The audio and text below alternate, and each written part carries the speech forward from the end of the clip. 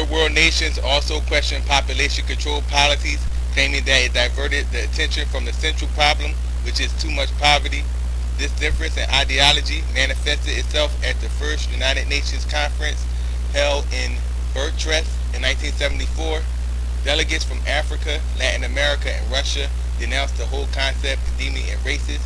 African culture also proves to be another problem for the population control perspective, because most African women didn't see fertility as a problem. In fact, it was the contrary. U.S. policymakers had to lick their wounds and think of a new strategy after this humiliating failure. A secret National Security Council was held discussing new ways to present population control without offending leaders of the third world nations. The U.S. kept hitting its true motives of population control, claiming instead that they were concerned for the rights of the individual to determine freely and responsibly their number and spacing of children, and the fundamental and economic development of poor countries. Thus, the tarnished image of U.S. population control policies in the third world ceased and was replaced with the perception that America sought only to promote basic rights for women. International feminist groups and foreign leaders all supported the principles and practices of family planning. So in turn, the AIDS virus can be seen as a positive evil to men like Henry Kissinger, because the virus depopulated areas of economic and political concern, while at the same time justified the need for family planning. What is even more disturbing is that in 1969, it was Kissinger who ordered a study on chemical and biological weapons. So I would like to give you what I believe is the real agenda. And so much of what Dr. Ayoub told you in the previous talk carries over into this one. There are people who have a different world view. NSSM 200. And what they say is we've got to restrict population throughout the rest of the world. First of all, in the developed countries, and then, of course, in the underdeveloped countries. And that's why we give all these hundreds of millions of dollars every year to the United Nations Family Planning Association, why we finance abortion in China, why we finance abortion throughout the rest of the world, why we put those contraceptive vaccines out. And I've talked to people from Kenya and from the Philippines, both where they've, without knowledge of women, they've given them contraceptive vaccines so they can't conceive, and taken away the most important thing a woman can have, the ability to have children. But you see, these evil and wicked people have no human compassion. They just have a goal, and that is sustainable development. As I was doing an overview of the countries in Africa that were most affected by the AIDS virus, I discovered that this disease was more permanent in predominantly Christian nations. What is even more interesting is that when one looks at the Islamic nations in the African continent, it is the opposite. Here you see the AIDS rate of 5 Christian nations alongside 5 Islamic nations in Africa. Now, I would like to draw your attention to a prophecy made by Hazrat Mirza Ghulam Ahmad, founder of the Ahmadiyya Muslim community. So, why is there such a disparity between these two religious nations? Martin Roth made a very profound comment in his blog. He states the following: as AIDS rips at the heart of the continent, devastating families, gutting townships, wrecking national economies, creating millions of orphans, it looks to be Islamic culture that has solutions of a sort. So what are the African Islamic nations doing to prevent the AIDS virus from ravaging their community? It's more like what they're not doing. Most Islamic nations refuse to take immunizations, drugs from the West.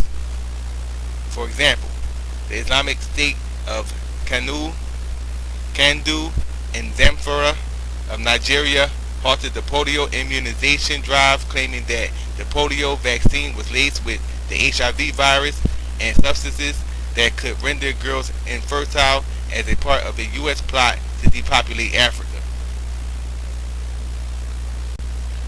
Muslim clerics in Nigeria will only accept vaccinations from Muslim Indonesia. The World Health Organization and the U.S. sees opposition to the polio vaccination campaign as a means of expressing their anti-Western feelings. Organizations like the SCSN not only are against U.S. vaccination campaigns. They also oppose UN conventions, claiming that it undermines Islamic law. These conventions include the Convention on the Elimination of All Forms of Discrimination Against Women and the Convention Against Cruel, Inhumane, and Other Degrading Treatment or Punishment. As a result of Nigeria's refusal to accept vaccinations, they account for 83% of the 467 new polio cases in 2006, according to the National Program of Immunization.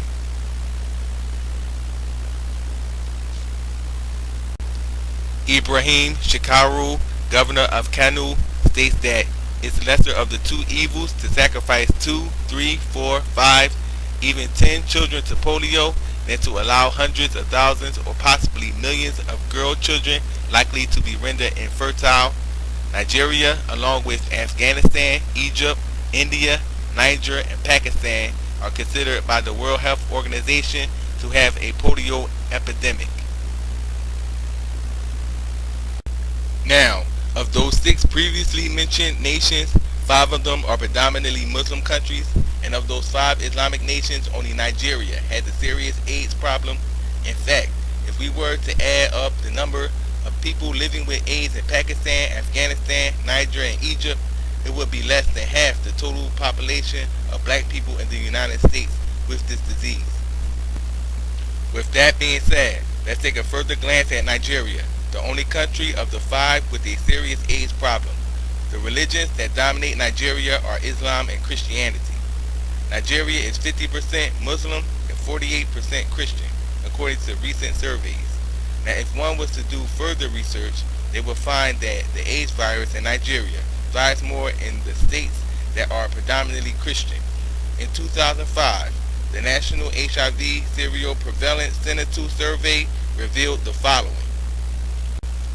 With an HIV-positive population of over 3 million, Nigeria has the second highest burden of HIV infection in sub-Saharan Africa. Within Nigeria, the highest prevalence rates are found in Christian areas of the country, such as Benue, where 10% of the population is HIV positive. All of the states with an HIV prevalence rate of above 6% are in Christian areas of the country. The prevalence rates within Muslim states, on the other hand, generally fall between 2 to 4%. As I close, I leave you with the following questions. Who are these people who desire to depopulate the planet using diabolical methods such as the AIDS virus?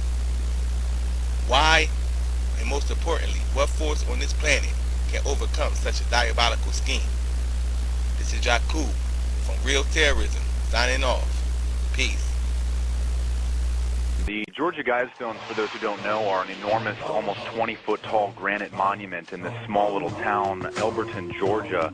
The first commandment on the stones was to maintain world population at 500 million, and other commandments speak of creating a world court, advising humans not to be a cancer on the earth. And they are, in a sense, the globalist Illuminati's 10 commandments. And we know that population reduction has been a key issue and goal of the Illuminati for some time now.